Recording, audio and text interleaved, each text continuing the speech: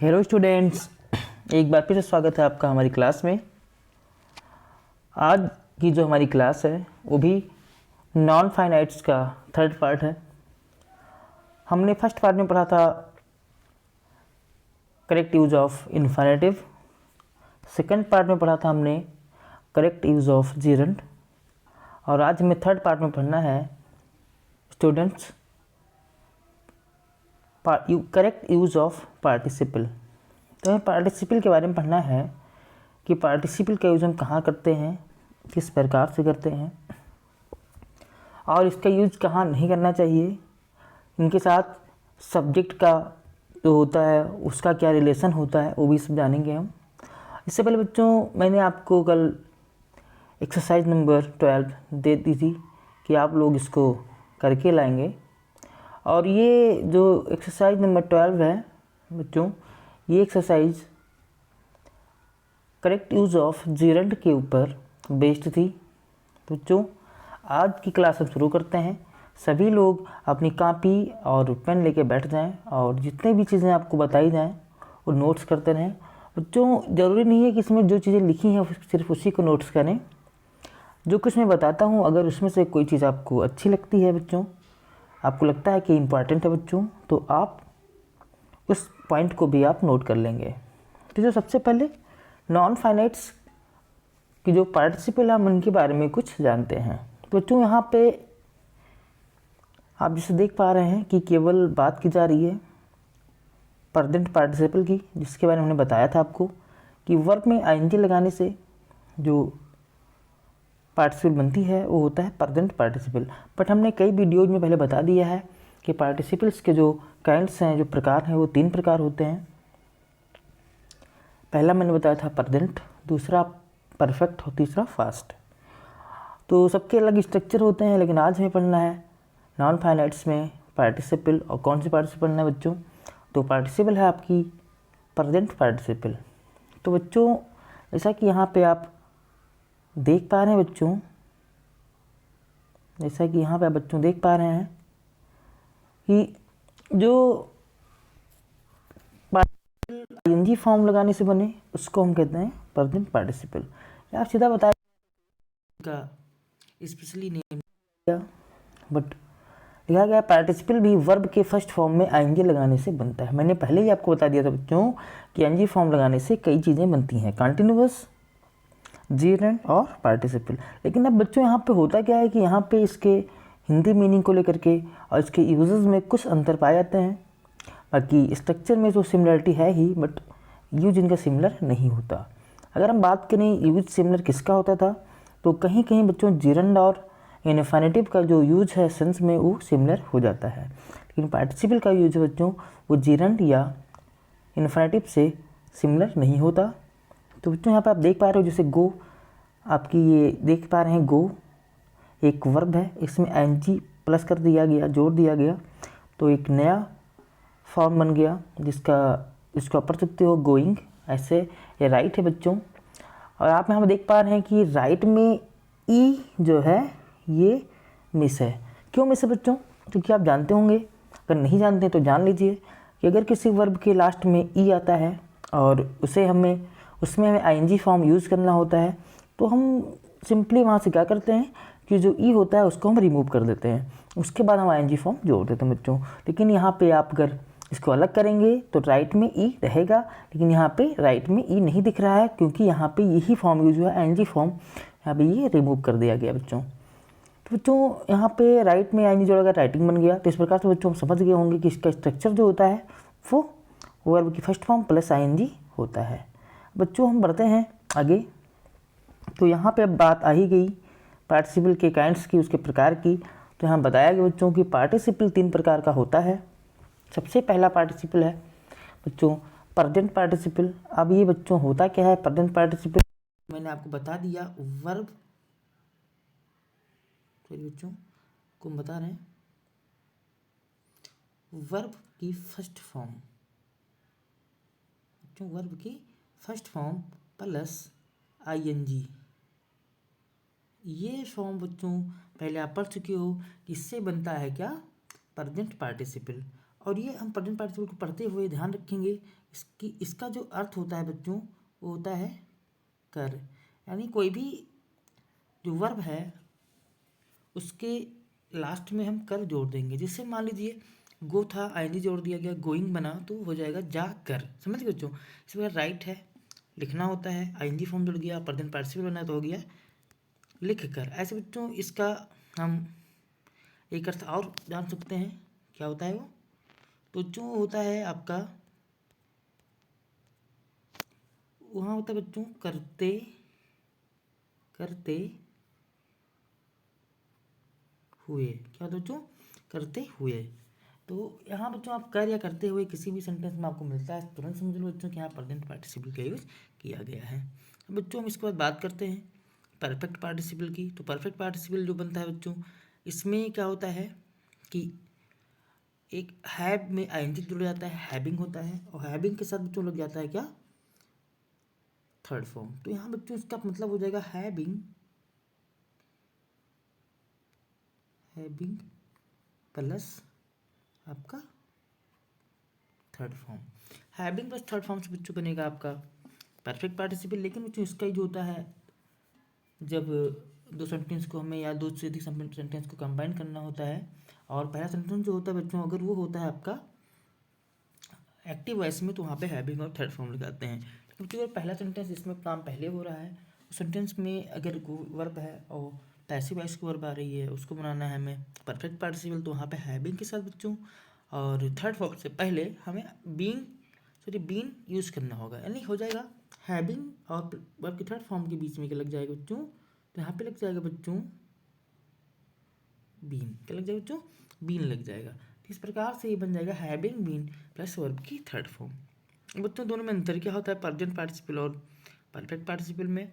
तो बच्चों यूज में देखें तो सिमिलर होते हैं कहीं ना कहीं, बट इसमें एक चीज़ आप ध्यान रखना कि जब प्रेजेंट पार्टिसिपल के यूज हम तब करते हैं जब आपको सेंटेंस दिए जाते हैं उसमें जो टाइम होता है, टाइम की पॉसिबिलिटी जो है वो जीरो होती है।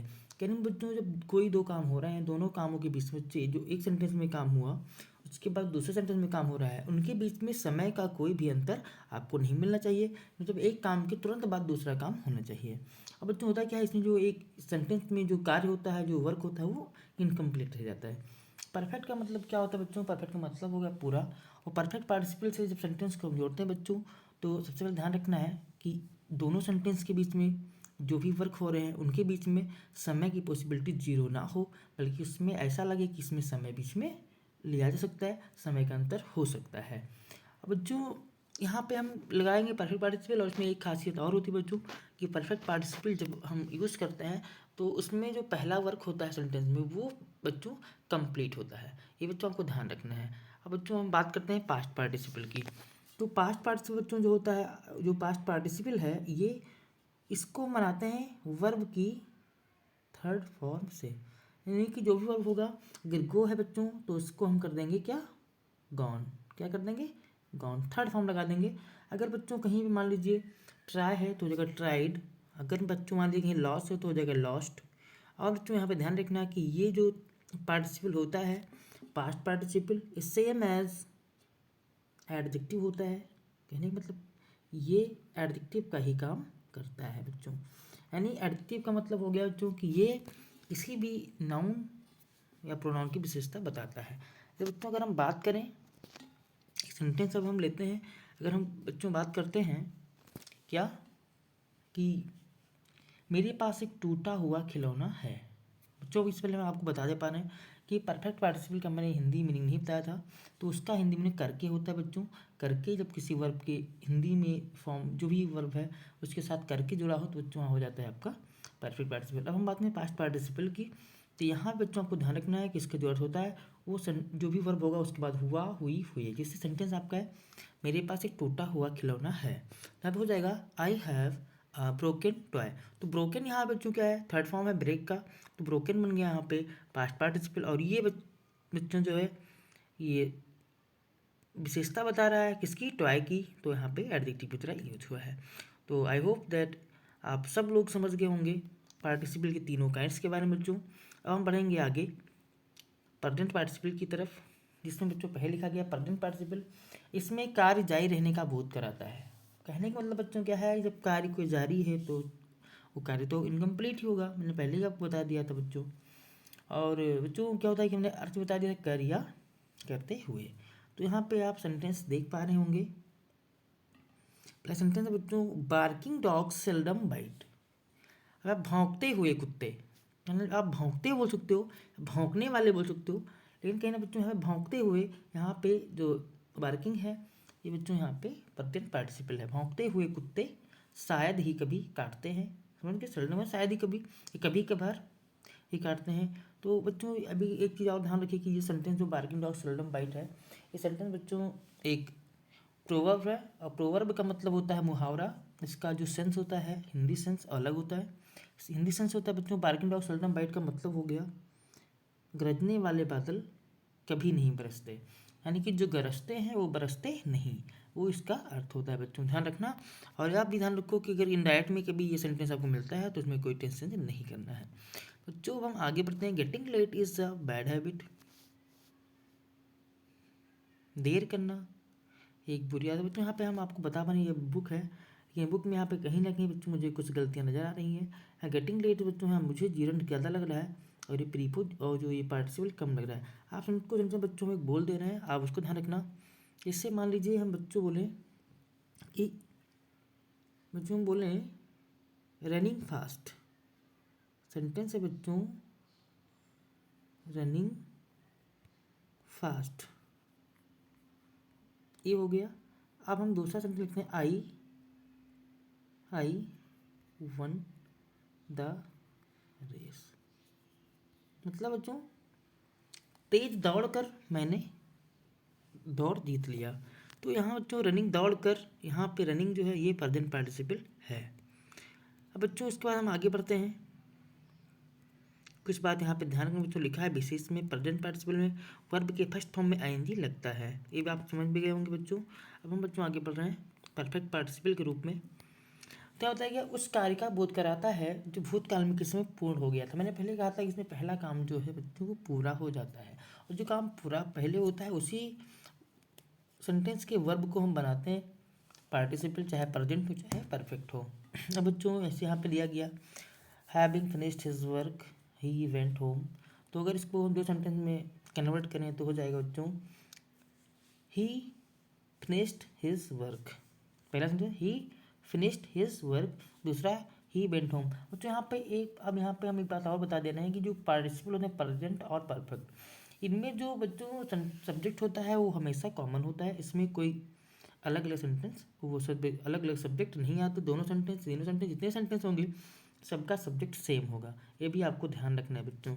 अब दूसरा सेंटेंस देखते हैं बच्चों, having taken food he went to market, तो पहले का अर्थ हो गया हैविंग फिनिश्ड हिज वर्क, मैंने कहा था इसका करके होता है, तो अपना काम पूरा करके, अपना काम पूरा करके वह घर चला गया, तो पहला काम पूरा हो गया था।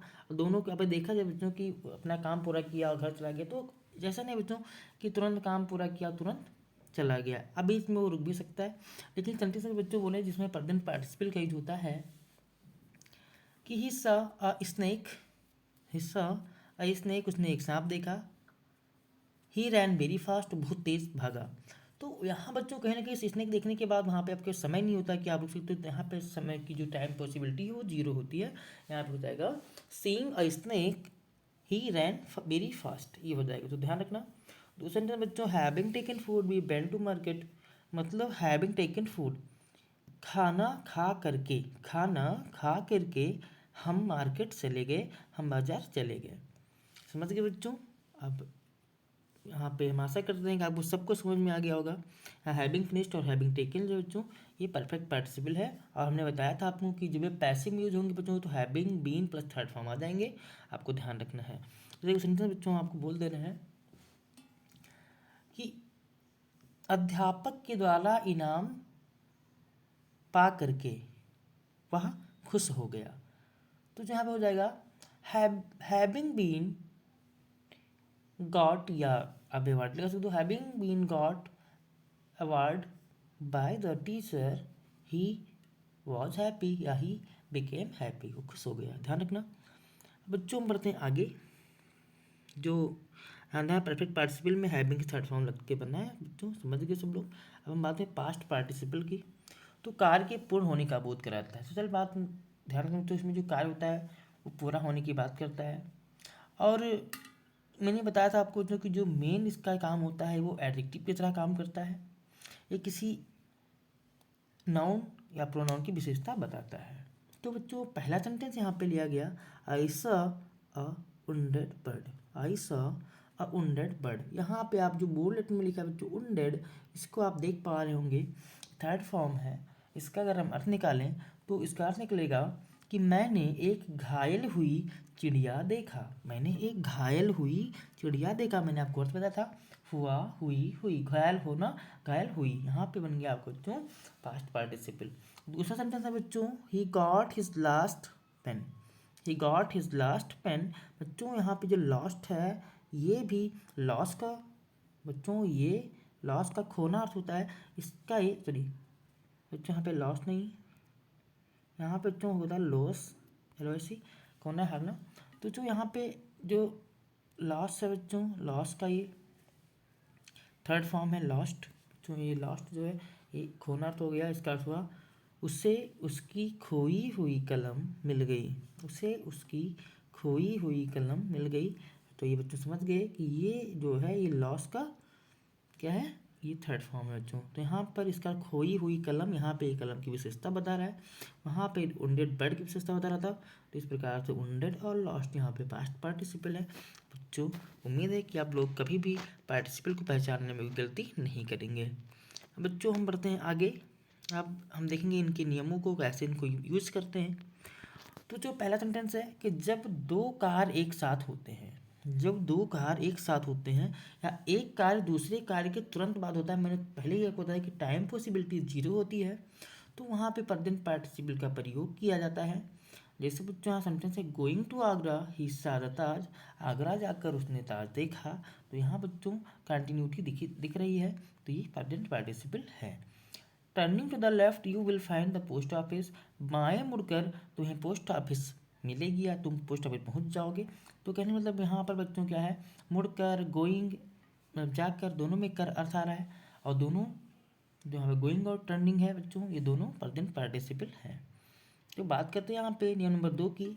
जब एक कार्य बच्चों, जब एक कार्य पूर्ण रूप से पूरा हो जाए, मैंने आपको बताया था एक काम पूरा होता है, इसीलिए इसको परफेक्ट पार्टिसिपल कहा जाता है। तो परफेक्ट पार्टिसिपल का प्रयोग होता है बच्चों। यहाँ बात की गई, having work hard he left tired. Having having worked hard he felt tired. मतलब फेल्ट का मतलब हो जाता है बच्चों महसूस करना, फील का ये सेकंड फॉर्म होता है। और टायर्ड का मतलब समझ के बच्चों, यहाँ टायर्ड भी अगर देखा, ध्यान दिया जाए बच्चों, तो ये भी आपका एक पास्ट पार्टिसिपल है। क्योंकि कौन टायर्ड हुआ है, तो ही हुआ है, तो ये प्रोनाउन की विशेषता बताया। लेकिन यहाँ बच्चों जो बोर्ड लेटर में लिखा गया हैविंग वर्कड हार्ड, तो यहाँ बच्चों परफेक्ट पार्टिसिपल है, क्योंकि हैविंग से थर्ड फॉर्म लगा हुआ है बच्चों। तो ये हो गया कठिन परिश्रम करके या मेहनत करके वह थक गया। बच्चों वह थक गया, उसने थका हुआ महसूस किया। तो इस प्रकार से जो यहाँ पे हैविंग वर्क जो है ये आपका परफेक्ट पार्टिसिपल है। तो बच्चों हम बढ़ते हैं थोड़ा आगे, दूसरा सेंटेंस देखते हैं। Having done his work he went to his house. Having done his work he went to his house. अपना काम करके वह अपने घर चला गया। तो यहाँ बच्चों हैविंग डन जो है ये भी आपका परफेक्ट पार्टिसिपल है, क्योंकि हैविंग और डन से बना है, और डन यहाँ पे थर्ड फॉर्म है। अब बच्चों हम बढ़ते हैं आगे। नियम नंबर 3 कि दोनों वाक्योंकर्ता भिन्न भिन्न हो तो पार्टिसिपल का प्रयोग अशुद्ध माना जाता है। हमने पहले बताया था कि दोनों सेंटेंस का बच्चों में जो कर्ता होगा वो क्या होगा, वो भिन्न भिन्न नहीं होना चाहिए, उस कॉमन होना चाहिए, और दोनों एक ही कर्ता मतलब एक ही सब्जेक्ट दोनों में होने चाहिए। लिखा while going to school a dog jumped at Sita. While यहाँ पे लगाया गया था बच्चों, going to school a dog, यहाँ पे देख रहे हो, यहाँ पे जो है स्कूल तो सीता जा रही थी, लेकिन बच्चों यहाँ पे जो दूसरे सेंटेंस में काम हुआ है, कूदा तो जंप जिसने किया था वो डॉग था। दोनों सेंटेंस का सब्जेक्ट अलग था बच्चों, और यहाँ पे सब्जेक्ट मेंशन नहीं किया गया था। तो ये सेंटेंस बच्चों कहीं जो आप देख पा रहे हैं फर्स्ट सेंटेंस ये वाला, ये सेंटेंस क्या है बच्चों, ये गलत सेंटेंस है। क्योंकि बच्चों यहाँ पे आप देख पा रहे हो सीता, मतलब कि स्कूल सीता जा रही थी, डॉग नहीं जा रहा था। तो यहाँ बच्चों ध्यान रखना है, यहाँ पर हम प्रेजेंट पार्टिसिपल या परफेक्ट पार्टिसिपल किसी भी पार्टिसिपल का यूज़ नहीं करेंगे। यहाँ पे हम वाइल लगा देंगे, वाइल का मतलब हो जाएगा समय। आप वैन भी आप लगा सकते हो, वैन या वाइल लगा के इसको आप बना सकते हो। तो ये बच्चों यहाँ पे हो गया वाइल, सही जो सेंटेंस है, while Sita was going to school a dog jumped at her. तो यहाँ बच्चों क्या हो गया, सीता जो है सब्जेक्ट यहाँ भी है, और बच्चों ध्यान रखना यहाँ जो है ना, यहाँ पे डॉग है। तो बच्चों यहाँ पे ध्यान रखना है कि यहाँ पे ये डॉग है ये अलग हो गया और सीता अलग हो गया। दोनों कर्ता यहाँ पे कॉमन नहीं है, कर्ता भिन्न भिन्न थे, इसलिए बच्चों यहाँ पे अगर उस सब्जेक्ट को हमने नहीं रखा था तो आपका सेंटेंस गलत हो गया था। अगर यहाँ पे दोनों काम सीता ने किया होता, दोनों काम डॉग ने किया होता, दोनों कामों को जो एक ही व्यक्ति करता है तो सेंटेंस ऊपर वाला सही माना जाता। तो जिस प्रकार से आप जान सकते हो कि फर्स्ट सेंटेंस आपका रॉन्ग है, लेकिन बच्चों ये जो सेकंड सेंटेंस है ये सेंटेंस आपका करेक्ट है। बच्चों समझ गए। अब बच्चों आपको ध्यान रखना है कि कभी भी अगर कर्ता कॉमन नहीं है, कर्ता आपका डिफरेंट है, तो वहाँ पे आप ध्यान रखना, वहाँ पे आप लगा देंगे, कोई पार्टिसिपल नहीं लगाएंगे, वहाँ पे सेंटेंस दोनों रखे जाएंगे, दोनों सब्जेक्ट होंगे, और उससे पहले वाइल या व्हेन का यूज़ आप कर सकते हो। तो हम बढ़ते हैं नियम नंबर 4 की तरफ। यहाँ बताया गया एब्सोल्यूट के रूप में पार्टिसिपल का प्रयोग करते समय दोनों कर्ताओं का होना आवश्यक होता है। यानी मतलब जब बच्चों दो अलग अलग सेंटेंस हो, दोनों सेंटेंस का जो कर्ता हो अलग अलग हो, लेकिन दोनों जो काम हुए बच्चों, दोनों सेंटेंस में जो भी वर्क हो रहे हैं दोनों में क्या हो, एक संबंध हो, कहने का मतलब दोनों में एक संबंध हो कि एक के बाद एक काम हुआ, तो वहाँ भी आपको ध्यान रखना बच्चों, वहाँ भी आप पार्टिसिपल का यूज़ तो करोगे, बट पार्टिसिपल का यूज यहाँ पे होगा इसके रूप में बच्चों, तो वो हो जाएगा नॉमिनेटिव एब्सोल्यूट के रूप में, नॉमिनेटिव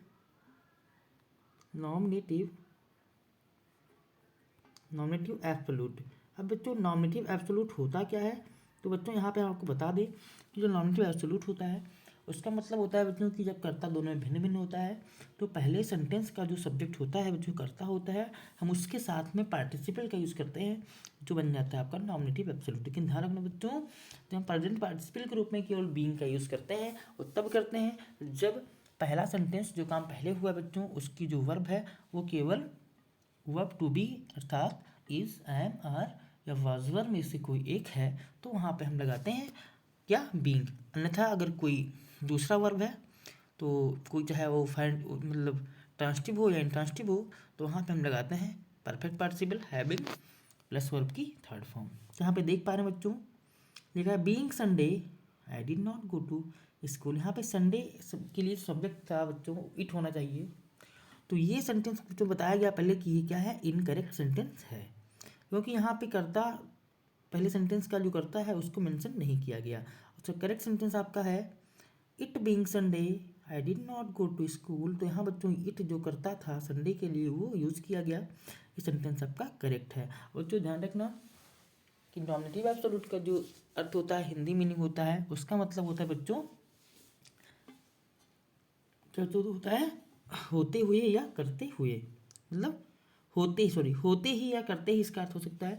नहीं कोई भी ऐसे अर्थ लगाएंगे कि ते ही, जिससे बताया गया कि रविवार होते ही I did not go to college, मैं कॉलेज नहीं गया। समझ गए बच्चों। बीइंग अ हॉट डे, आपके जो इनकरेक्ट सेंटेंस है बच्चों, being a hot day I did not come out of the house, मतलब जो दिन था वो कैसा था बच्चों, बहुत ही गर्म था, वो गर्मी का दिन था बच्चों। हुआ क्या कि मैं घर से बाहर नहीं आया। तो बच्चों यहाँ पे कहीं ना कहीं डे के लिए जो सब्जेक्ट होना चाहिए वो इट होना चाहिए, इट यहाँ पे मिस है, इसलिए मिसिंग होने की वजह से बच्चों ये सेंटेंस आपका क्या है, रॉन्ग है। सेंटेंस जो करेक्ट वाला सेंटेंस है बच्चों ये वाला सेंटेंस है, क्योंकि यहाँ पे इट रख दिया गया। It being a hot day I did not come out of the house. समझ गए बच्चों। अब बच्चों थोड़ा आगे बढ़ते हैं और देखते हैं रूल नंबर 5। आपकी वीडियो बच्चों थोड़ा लंबी हो रही है, तो बच्चों हमें समझना है सारे पार्टिसिपल के बारे में अच्छे से समझना है, इसलिए थोड़ा वीडियो लंबी हो जाएगी बच्चों। आप लोग पेशेंस बनाए रखें और पढ़ते रहें बच्चों। आपको मैं प्रॉमिस करता हूँ कि ऐसी वीडियो आपको कभी भी कहीं भी यूट्यूब पे मिलने वाली नहीं है बच्चों, कि यहाँ पर आपके सारे कॉन्सेप्ट क्लियर होंगे, आपके सारे डाउट क्लियर होंगे। आपको दोबारा कहीं किसी टीचर से या किसी दूसरी वीडियो को देखने की ज़रूरत नहीं पड़ेगी। तो बच्चों आप लोग पढ़ते रहें, ध्यान से देखते रहें, आपको कोई दिक्कत यहाँ पे होने वाली नहीं है। कोई भी दिक्कत होती है बच्चों तो आप हमसे डायरेक्टली या इनडायरेक्टली आप हमसे मिल सकते हैं, हमसे वो क्वेश्चन आप शेयर कर सकते हैं। हमारे डाउट आपको कि जो भी आपके डाउट हैं वो क्लियर करने की पूरी कोशिश करेंगे।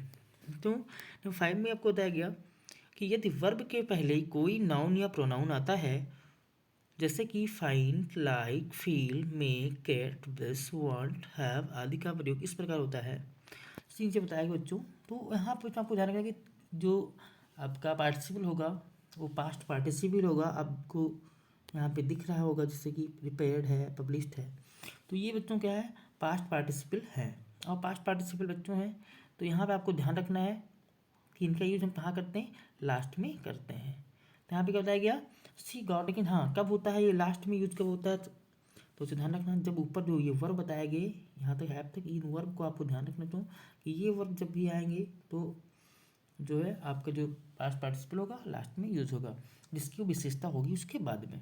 तो सी गॉट हर हाउस रिपेयर्ड, मतलब उसने अपने घर को क्या किया कि घर की मरम्मत करवाई। समझ गए बच्चों। यहाँ पे he found the book published, उसने किताब को प्रकाशित हुआ पाया, मतलब उस किताब प्रकाशित हो चुकी थी, ऐसा यहाँ बात है। पहले बताया बच्चों कि इसमें काम के पूरा होने की बात होती है। तो आप, मैं उम्मीद करता हूँ कि आपको समझ में आया होगा और आप पूरी वीडियो देखिए। और इससे पहले बच्चों आपने अगर मेरी वीडियो नहीं देखी है तो आप इनफिनिटिव और जीरंड वाली वीडियो देख लीजिए, उसके बाद आप इस पर आइए। और बच्चों ये इंटरमीडिएट के लिए तो है ही, साथ में बच्चों सभी कक्षाओं के लिए, सभी क्लासेस के लिए मस्ट है। यही कम्पिटिटिव एग्जाम में भी पूछे जाते हैं बच्चों। और आजकल बच्चों जितने भी कंपटीशन के एग्जाम हुए सब में इसमें से कहीं ना कहीं से कोई ना कोई सेंटेंस आपका आ सकता है बच्चों। यहाँ पे मैं बता दूँ, आप लोग इस सेंटेंस पे ध्यान रखना। जो भी तैयारी करना है बच्चों, आप इस नियम को एक बार देख लीजिएगा। ये जो रूल है बच्चों, ये रूल पूछा गया है कई बार। और कहाँ पूछे बच्चों, तो ये रूल पूछा गया है टीजीटी, पीजीटी या अन्य किसी भी इंग्लिश से रिलेटेड सब मतलब कोई भी एग्जाम होता है उसमें पूछा जाता है। तो जो अब हम आपको बता देते हैं आज के लिए वर्क। यहाँ पे कुछ कॉमन एरर्स दिए गए हैं बच्चों, तो ध्यान रखना। इस बच्चों सेंटेंस है I saw a bird wounded, I saw a bird, समझ गए होंगे बच्चों कि यहाँ पे वुंडेड लास्ट में लगा है। अब जानते हो कि ये एडजेक्टिव की तरह यूज होता है। और इसमें बच्चों जो बताया गया था यहाँ पे लास्ट में, तो उसके लिए कुछ स्पेशल वर्ड्स बताई गई थी। तो ये वर्ड्स आप देख रहे हैं, तो ऐसा वर्ब बच्चों भी यहाँ पे ऐसा कोई वर्ब बच्चों नहीं है। तो ऐसे जब कोई वर्ब नहीं है तो आप क्या करेंगे बच्चों, यहाँ पे आप लास्ट में यूज़ नहीं करेंगे, आप उसका यूज़ वहीं करेंगे जिसकी ये विशेषता बता रहा है। तो बच्चों यहाँ पे ध्यान रखना, ये जो यहाँ पे बच्चों वुंडेड है ये बर्ड से पहले यूज़ होगा, तो ये सेंटेंस आपका करेक्ट हो जाएगा। तो समझ गए बच्चों। आप दूसरी सेंटेंस देख रहे हैं, being a very hot day, मैंने भी बताया था बच्चों कि यहाँ सब्जेक्ट आपका ईट हो जाएगा हॉट डे के लिए, ये भी सही है। A coat being torn need mending, a torn coat बच्चों यहाँ पे बीइंग लगाने की जरूरत नहीं है। A torn coat need mending, कोई दिक्कत नहीं, नीड्स मेंडिंग मतलब। दूसरा है being jumped up he ran away, being नहीं लगेगा बच्चों, यहाँ से जंपिंग अप हो जाएगा क्योंकि ये प्रेजेंट पार्टिसिपल है। I watch the Ryzen, Ryzen हो जाएगा, सॉरी राइजिंग सन हो सकता है बच्चों, क्योंकि निकलता हुआ सूरज देखा, निकलता हुआ मतलब हो गया ते हुए, मैंने बताया था आपको प्रेजेंट पार्टिसिपल का यूज होता है। तो इस प्रकार से आज का जो हमारा टॉपिक था वो ख़त्म हुआ और आपको समझ में आया होगा। आज के लिए बच्चों जो एक्सरसाइज है वो एक्सरसाइज नंबर 13 है। इसमें आपको 10 सेंटेंस दिख रहे हैं, इन्हें आपको करना है, पूरी कोशिश करके आपको इसे करके लाना है और हमें शेयर करना है। हम देखें कि आपको समझ में आया नहीं या नहीं आया। तो आपसे एक रिक्वेस्ट है कि आप लोग मेरी वीडियो देखते हैं, अगर समझ में आता है तो चैनल को आप सब्सक्राइब ज़रूर कर लें और लाइक कर दिया करें, और जो बेल आइकन है बच्चों उसको आप प्रेस कर दिया करें बच्चों। इससे क्या होगा कि थोड़ा हम लोग की हिम्मत बढ़ेगी और आपके लिए हम और भी नई नई वीडियोस बनाएंगे। तो बच्चों आप लोग सब्सक्राइब, लाइक और जितना हो सके बच्चों अपने फ्रेंड्स से जो पढ़ने वाले बच्चे हैं उनके पास आप शेयर जरूर कर दिया करिए। ठीक है बच्चों, तो अब इसी के साथ हम वही वीडियो समाप्त करते हैं और नेक्स्ट वीडियो में बच्चों हम मिलेंगे जिसका टॉपिक होगा सिंटैक्स ऑफ एडवर्ब। इसको भी हम अच्छे से समझाएंगे, एडवर्ब का यूज कहाँ होता है और कैसे होता है, सारी चीज़ों के बारे में हम लोग कल बात करेंगे। तो बच्चों, जय हिंद।